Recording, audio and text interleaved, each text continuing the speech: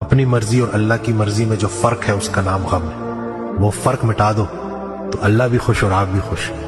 فرق ہے نا, اللہ نے کچھ چاہا, آپ کچھ اور چاہ رہے. اب اللہ نے جو کام آپ سے کروانا چاہ رہے ہیں وہ آپ کر نہیں رہے, اب وہ غم بن گئے.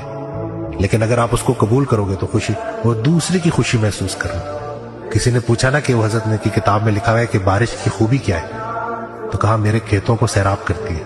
کہتے ہیں بارش کی برائی کیا ہے, میرے بھائی کے کھیتوں کو بھی سیراب کرتی ہے. تو دوسرے کی خوشی آپ کا غم بن جاتی. تو ہم اس معاشرے میں رہ رہے ہیں کہ دوسرے کی خوشی ہمارا غم ہے.